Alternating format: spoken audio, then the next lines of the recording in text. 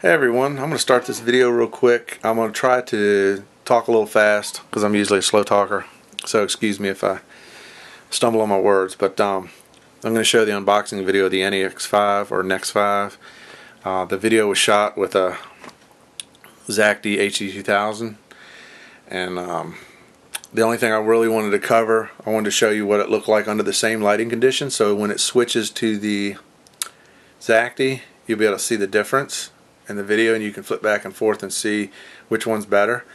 I want to cover a couple things I didn't see in any other videos. First off, when I got the camera, the first thing I had to do was upgrade the firmware, because the firmware, I think it was 1.0 or 0.10, whatever the first one was, and I had to go up to 3.0 to get the 3D panorama and a few other options. So make sure you do that. The other thing is, the only thing I don't like about the camera is the battery life.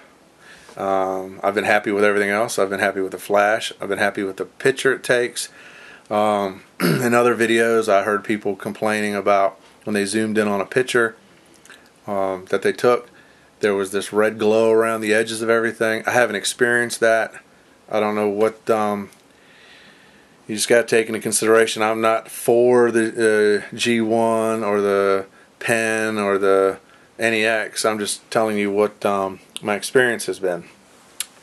The other thing I was concerned about with this camera, and some other people might be, is that the if they've had a pen, is the focus. The autofocus, I'm going to hit the shutter so you can see this bead in and out. It's really quick. It goes boop, boop. Now with the the EPL2, when I'd move the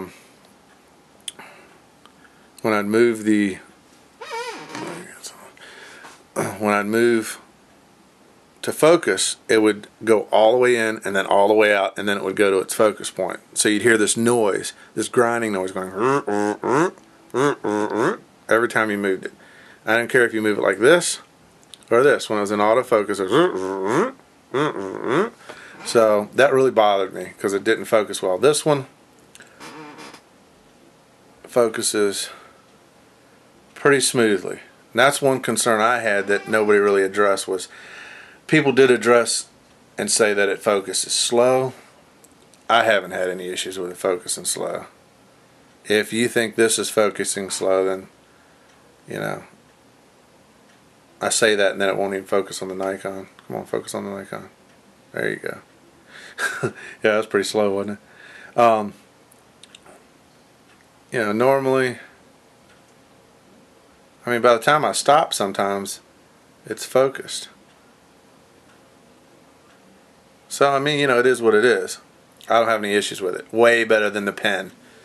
The EPL2, I don't know about the EPL1 or the EP1 or whatever they are.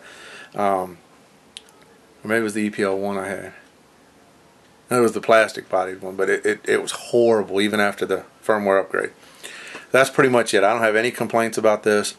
The footage that I took outside, I watched on a HD 3D TV today, and it was incredible. I'd put it right up there with my FX1, Sony FX1. If you don't know what that is, look it up. It's a pretty badass camera, but it is old technology. So with that, here's the unboxing. It's pretty boring.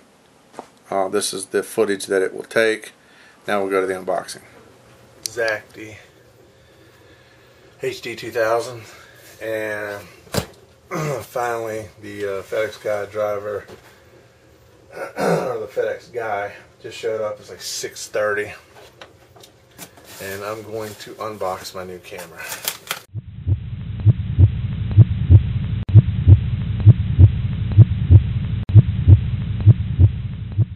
Okay, we got the NX. Oh, one other thing. I have a what do you call it? Ink reservoir for a bulk ink system for my printer. So it kind of got clogged up, and I've been using it for 3 years, and so my hands are like blue, yellow, some red. a light blue, dark blue, some black. Now I wash my hands like 5 times, and that's as close as I can get. So, alright.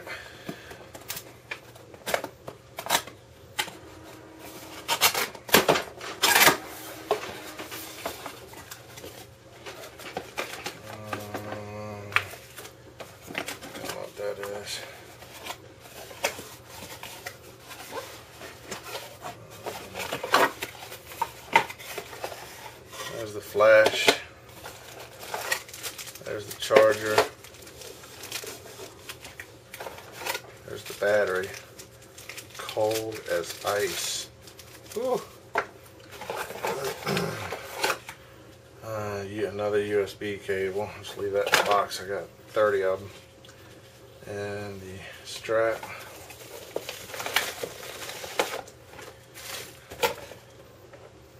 That's it. And the camera. That's also cold as ice. I got the 18 to 55 millimeter lens.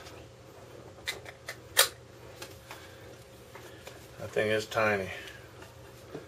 Wow. Now I had the pen EPL2, and the reason I got rid of it was because when I was shooting video, if you had it on autofocus and you moved it, or the subject moved, even if they just moved side to side, they didn't move closer or further away, the zoom would go and find its spot. It would go all the way in, all the way out, and back to the spot. So it was a lot of this. And if you did it manually, to where you could just push the shutter down halfway and it would do it, it was a little bit better, but it really bothered me. I watched a lot of videos on this, and it looked like this one tracked a little bit better, and it's like a block of ice right now. And got the screen thing here that everybody's, so you can flip it up so you can shoot low, and then you can flip it out. That's the maximum you can flip it out, so you can shoot high. And the other thing I wanted to check, I'll charge it up and I'll look at it. I've got a 50. This is what I want to see. I've got this attachment on my 50 millimeter lens. I'll take this 10 millimeter to 10 to 20 millimeter Sigma off my Nikon, and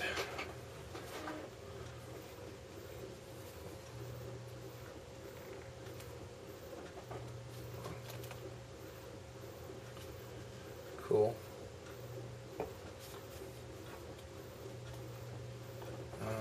Where's the dot? There's the dot. Where's the other dot on this? I guess it's right there. Sure it is. Huh. Look at that, man, Majama. Alright, well, we gotta see if that battery's got some love in it. Let's see if the battery's got any. I need, it's an 8 gig card. I need a 16 gig card. Oh, I'm using a 16 gig card. Okay, well, this is a class 2, but I'm gonna stick it in there anyway. It looks as though we're probably gonna charge the battery. Alright, well, we'll charge the battery and then we'll I'll put another video up. That's the unboxing of the Sony NEX-5 with a 10 to 20 millimeter Sigma lens.